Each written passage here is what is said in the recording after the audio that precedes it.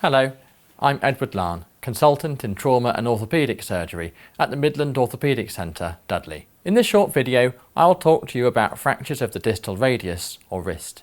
This video is only about simple or undisplaced fractures of the distal radius. More complicated fractures are often treated in a plaster or sometimes need surgery, but these ones are not covered today. The radius is one of the bones that make up the forearm and wrist. The word distal refers to the end part of the bone at the wrist. These fractures are quite common and tend to heal well in about 6 weeks. Simple, small fractures of the distal radius can be treated in a splint, which will provide support and pain relief. It's common to have pain and swelling in the wrist after this injury. Keeping the arm elevated for the first few days after the injury will help. Taking painkillers is also sensible. For the first 2 weeks after the injury, it's best to use a splint most of the time. You can take it off when washing if you're comfortable to do so. If you have a sling, you can stop using it after a couple of days. Keep your fingers and elbow moving to prevent them getting stiff. After 2 weeks, you can stop using the splint if you're comfortable enough to do so. You can start using your arm for simple tasks. By 6 weeks, the fracture has usually healed and most symptoms should have gone away. You can start to resume your normal activities, but be guided by any pain you may have. You might find it difficult doing heavy lifting or sports. By 12 weeks, your wrist should be fully better and back to normal again. If you're still experiencing significant pain or swelling, please get in touch with the fracture clinic. These fractures usually heal well without complications. We do not routinely offer follow-up for them. However, if you're having problems such as significant pain or swelling after 12 weeks, please do get in touch with the fracture clinic via phone or email. Thank you. Hi, my name is Deanna Evans and this is my colleague Vicky Hawke. We are senior physiotherapists working as part of the fracture clinic team at Russell's Hall Hospital. We are developing a series of videos to help patients remember the information and advice provided by clinicians. Research shows that only 10% of information given at an appointment is retained, so this video should help our patients remember the advice given. One of our consultants has guided you through the information about your injury and how this is managed initially. Then one of us will help you with rehabilitation and recovery advice. I shall now guide you through some information and advice regarding the rehabilitation of your limb injury. In this initial phase, 1 to 7 days of recovery, it is important to manage swelling and acute pain. We therefore advise you have relative rest of the injured area. This doesn't mean you have to stay in bed, but avoid strenuous repetitive work and activities and rest the affected area as much as able. Swelling is a natural part of the healing process, but it is important to manage excess swelling of the injured site. Ice and elevation can help manage this.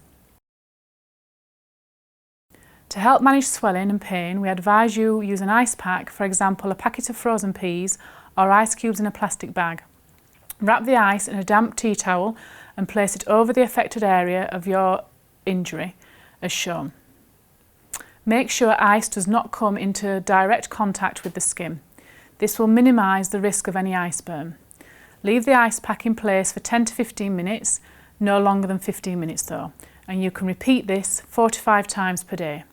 If you have Raynaud's disease, peripheral vascular disease, impaired sensation affecting the area, or you have been advised against using ice for other medical reasons, do not use. Elevation of the affected area can help with swelling management. To do this, rest your arm and hand on pillows and ensure the hand is elevated higher than the elbow as shown. Try to keep the limb elevated whenever you are sitting or resting if needed. It is important to regain the natural movements of the affected area as early as healing allows. You will gradually find you are able to use your arm or wrist more and more normally as time passes. You may get some intermittent pain with certain movements for some time. It is important to remember that it can be normal for your wrist not to fully bend, straighten or rotate. In this instance, we would recommend you start the following exercises from when you come out of your splint. You can remove your hand from the splint to do these exercises. With these exercises, you should feel a stretching sensation, but do not push into pain. For each of them, perform 10 to 20 repetitions 3 to 5 times throughout the day within comfort levels, progressing the number of repetitions as tolerated. With the hand resting over the edge of a table or resting in mid-air, move the wrist and hand forwards as far as comfortable, then in the opposite direction backwards as far as comfortable. Rest the palm on a flat surface, then move the wrist side to side as though you are doing a wiping action. Rest the palm on a flat surface, keep the elbow bent and tucked into your side, then turn the palm up to the ceiling, then down to the floor. With your hand resting in mid-air, bend your thumb and fingers to make a full fist, then spread the fingers and thumb apart as wide as possible. With your hand resting in mid-air, touch the pad of the thumb to each fingertip, then to the base of each finger. Perform this 5 times to each finger, 3 to 5 times per day. If the movements of the wrist are stiff compared to the other side, you can add these additional exercises to apply a little extra pressure to each movement. It is important you do not push into pain, only feel a stretching sensation. Perform 5 to 10 repetitions, 3 to 4 times per day. With your hand resting over the edge of a table, bend the wrist, then apply a little extra pressure with the other hand to the movement. Place the flat of the hand on a surface, place your other hand over the top of the back of the hand and keep the palm of the injured hand on the table.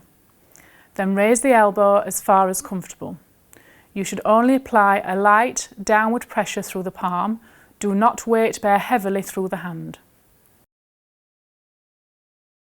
Clasp the hands together and place your arms outstretched in front of you. Use your non-injured hand to help turn both hands back and forth. As the healing process continues, we will need to introduce strengthening exercises. These will be to help with gripping and carrying activities. Do the following exercises once per day, 3 to 4 times per week. Start this exercise from 6 to 8 weeks post-injury. Using a small sponge or soft ball, practice squeezing it tightly for 2 to 3 seconds. Perform 8 to 12 repetitions, 2 to 3 sets in a row, resting for 30 to 60 seconds between each set.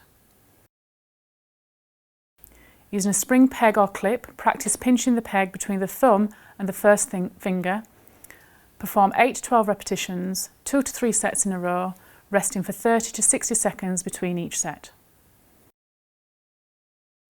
Using an empty jar, for example coffee jar, loosen the lid with your unaffected hand or get someone else to do it.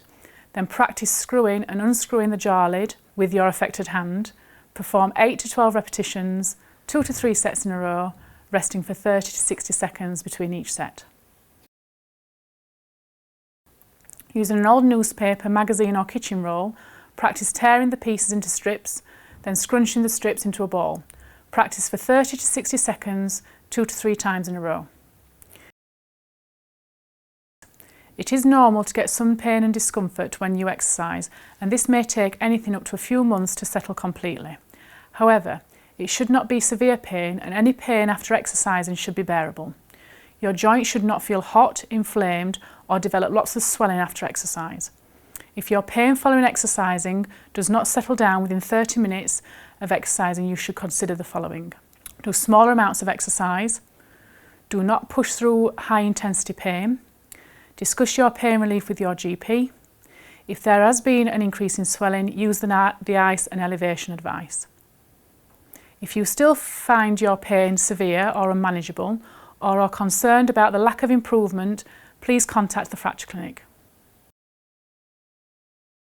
You should be able to return to simple, light household tasks from 2 to 3 weeks post-injury.